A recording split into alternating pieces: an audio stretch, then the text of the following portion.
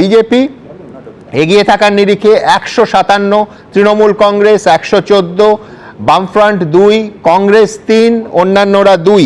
মমতা বন্দ্যোপাধ্যায় 8,482 ভোটে এগিয়ে ভবানীপুর থেকে এই মুহূর্তে শুভেন্দু অধিকারীর থেকে।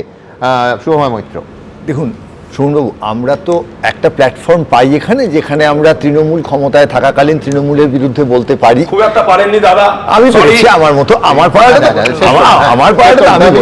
আমরা বিজেপির বিরুদ্ধে বলতে পারি কেন্দ্রে তারা ক্ষমতায় থাকা সত্ত্বেও।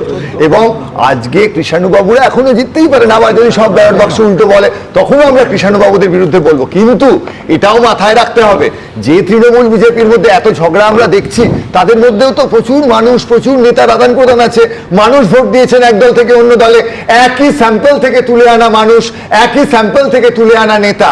ফলে পশ্চিমবঙ্গের মানুষের জন্য লড়াইটা কিন্তু পশ্চিমবঙ্গের মানুষকেই করতে হবে। যার একটা উদাহরণ, আজকে তৃণমূল জিতুক কি হারুক, আজকে তৃণমূলের বিরুদ্ধে মানুষ কিন্তু মানুষই তো সমাজ থেকে, সকলেই তো সমাজের অঙ্গ। মানুষই একবার কংগ্রেসকে ভোট দিত, সিপিএম কে ভোট দিয়েছে, সেই মানুষই আমাদের ভোট দিয়েছে, সেই মানুষের মধ্যে কিছু পরিচিত হয়েছে, আবার আমাদের ভোট দিয়েছে। সেই মানুষও প্রথম দিন থেকে প্রথম দিন থেকে আমরা বলেছিলাম যে ভোট ব্যাংক বলে কিচ্ছু হয় না, বামের ভোট ঘুরে গেছে রামে। কেন? যে মানুষ আজকে বামফ্রন্টকে ভোট দিয়েছে তার অধিকার নেই কালকে বিজেপিকে ভোট দেওয়ার? একদম মানুষের অধিকারের প্রশ্ন, আর সেটা তাদের উপরই ছাড়া উচিত। দ্রুত কয়েকটা আপডেট দিয়ে দেবো। বরানগরে সজল ঘোষ 3,500 ভোটে এগিয়ে গেলেন। শওকত মোল্লা নওশাদ সিদ্দিকীকে পিছনে ফেলে 10,000 ভোটে এগিয়ে গেলেন ভাঙড় থেকে। একবার বিগ পিকচারটা নিয়ে যাব বিশ্বনাথ চক্রবর্তীর কাছে।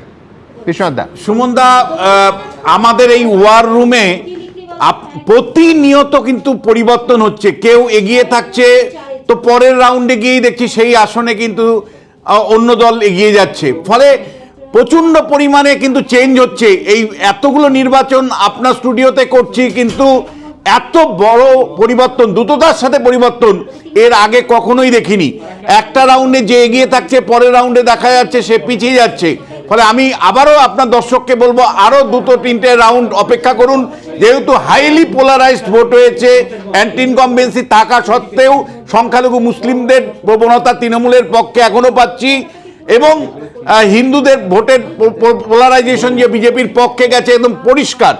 দ্বিতীয় যেটা, এই উত্তরটার জন্য সবাই আমরা খুঁজছিলাম যে এসআইআর এর ইম্প্যাক্ট কি হবে, আমরা কিন্তু পরিষ্কার বুঝতে পারলাম যে 177টা বিধানসভা কেন্দ্রে যেখানে মানে মার্জিনের থেকে, অর্থাৎ 2021-এর মার্জিনের থেকে বেশি নাম বাদ গেছে, সেরকম 120টা আসন তৃণমূল কংগ্রেসের ছিল, বিজেপি 57টা ছিল। বিজেপি 57টা আসনেই লিড করছে, তৃণমূল কংগ্রেস কিন্তু বেশ কিছু আসনে কিন্তু পিছিয়ে গেছে, অন্তত প্রাথমিক ফলাফলে। দ্বিতীয় প্রশ্ন আমাদের কাছে ছিল যে মধ্যবিত্ত এবং উচ্চবিত্তর ভোটটা কোথায় গেল, অতিরিক্ত 93% মানুষ কোথায় ভোট দিল। শহরতলিতে এই প্রথম তৃণমূল কংগ্রেস কিন্তু বড় ধাক্কা খেতে যাচ্ছে। আমরা কলকাতা শহরে যেমন দেখতে পাচ্ছি, দক্ষিণ 24 পরগনা শহরতলি এলাকা, উত্তর 24 পরগনা বরানগরের মতন শহরতলি এলাকা থেকে শুরু করে একেবারে সুদূর শিলিগুড়ি, অথবা পশ্চিমে আপনি যদি যান দুর্গাপুর আসানসোলের মতন শহরাঞ্চল, এমনকি হুগলি শহরাঞ্চলেও কিন্তু চুচুড়ার রেজাল্ট কিন্তু এই মুহূর্তে তৃণমূলের বিপক্ষে, বিজেপির পক্ষে। অর্থাৎ শহুরে মানুষের পরিষ্কার একটা অবস্থান কিন্তু আমরা দেখতে পাচ্ছি। তীব্র অ্যান্টি ইনকামবেন্সি, মমতা বিরোধিতার জায়গা থেকে, এবং এসআইআর এর কনটেক্সটে কিন্তু তারা যে বড় পরিমাণে ভোট দিয়েছেন সে দুটোই কিন্তু প্রমাণিত হয়।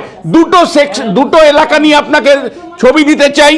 যে জঙ্গলমহল, যেখানে 56টা আসন আছে, সেই 56টা আসনের মধ্যে 43টা আসনই বিজেপি এই মুহূর্তে এগিয়ে আছে।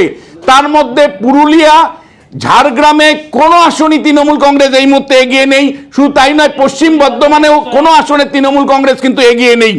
পশ্চিম মেদিনীপুরকে আপনাকে আমি বলেছিলাম যে একটা সুইং জেলা হিসাবে গণ্য করছি। এই মুহূর্তে পশ্চিম মেদিনীপুরের 15টা আসনের মধ্যে 12টা আসনে বিজেপি এগিয়ে আছে, আর পূর্ব মেদিনীপুরের 16টা আসনের মধ্যে কিন্তু 16টা আসনই বিজেপি এগিয়ে আছে। ময়নাতে কিছুক্ষণ আগে সামান্য ভোটে এগিয়ে থাকলেও এই মুহূর্তে বিজেপি এগিয়ে আছে। আর উত্তরবঙ্গের দিকে যদি তাকাই, উত্তরবঙ্গে 54টা আসন আছে। এই 54টা আসনের মধ্যে কিন্তু বলা যায় যে মানে 40টা আসনে এই মুহূর্তে 54টা আসনের মধ্যে 40টা আসনে বিজেপি এগিয়ে আছে। আপনাকে বলতে চাই যে 2021 সালে 31টা আসনে বিজেপি এগিয়েছিল, আর তার সহযোগী দল একটি আসনে এগিয়েছিল 32টা। এবার কিন্তু সেই আসন তারা বাড়াচ্ছেন। ইতিমধ্যেই 54টা উত্তরবঙ্গের আসনের মধ্যে তারা কিন্তু ইতিমধ্যেই 40টা আসনে এগিয়ে আছে এবং বেশ বড় ব্যবধানে এগিয়ে আছে। অনেকগুলো কনস্টিটিউয়েন্সি, যে কনস্টিটিউয়েন্সিগুলো তৃণমূল কংগ্রেস লাখ লাখ ভোটে জিতেছিল, সেই কনস্টিটিউয়েন্সিগুলো কিন্তু এবার চ্যালেঞ্জের সম্মুখীন হয়েছে। যেই মুহূর্তে ভোট ফ্রি অ্যান্ড ফেয়ার হয়েছে, আজকে উদয়ন গুহর কিন্তু প্রায় 13,000 ভোটে পিছিয়ে আছে। আমরা কিন্তু বেশ কয়েকটা এলাকাতে দেখতে পাচ্ছি পূর্ব বর্ধমানে, যেখানে তারা হাজার হাজার ভোটে জিততেন, সেই সমস্ত এলাকাগুলোতে কিন্তু হয় কাটেকে টক্কর চলছে, না হলে বিজেপির কাছে কিন্তু তৃণমূল কংগ্রেস পিছিয়ে আছে।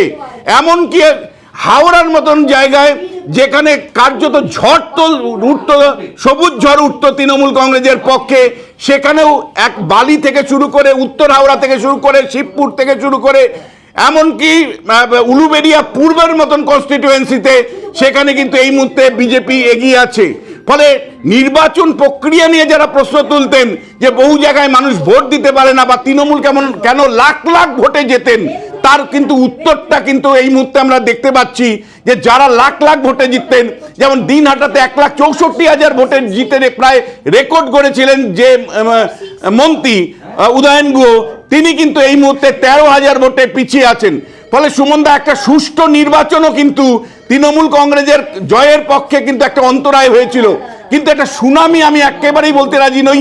একটা পরিবর্তন স্পষ্ট ধরা পড়ছে এবং এই পরিবর্তনটা কোথায় গিয়ে ঠেকবে? সরকার গঠনের সংখ্যায়, নাকি তার থেকে আরেকটু বেশি সংখ্যায়, নাকি তার থেকে কম সংখ্যায়? সেটার জন্য কিন্তু আমাদের শেষ পর্যন্ত অপেক্ষা করতে হবে। তার কারণ আপনাকে বলছি, ধরুন এই মুহূর্তে মমতা বন্দ্যোপাধ্যায় এগিয়ে আছে ভবানীপুরে, কিন্তু ভবানীপুরে 6 নম্বর রাউন্ডের পরে প্রায় প্রত্যেকটা রাউন্ডে কিন্তু হিন্দু ভোটের সংখ্যা বেশি আছে। পুরো পোলারাইজ ভোট হয়েছে সুমনদা। এখানে ABCD আমি আর কিচ্ছু বলতে চাই না।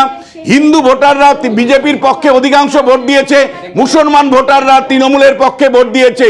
ফলে 6 রাউন্ডের পরে যখন ভবানীপুরে আবার মানে কাউন্টিং চলতে থাকবে, তখন কিন্তু আরেক ধরনের প্রবণতা আসতে পারে।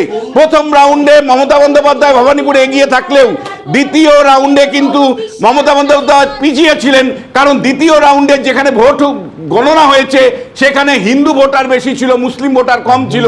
তৃতীয় রাউন্ড থেকে মুসলিম ভোটার বেশি, তৃতীয় থেকে 6 নম্বর রাউন্ড পর্যন্ত মুসলিম ভোটার বেশি আছে 77 নম্বর ওয়ার্ডে। সেইখানে কিন্তু মমতা বন্দ্যোপাধ্যায় এগিয়ে থাকছেন শেষ পর্যন্ত। ধন্যবাদ বিশ্বনাথ দা। এবিপি আনন্দ, এগিয়ে থাকে, এগিয়ে রাখে।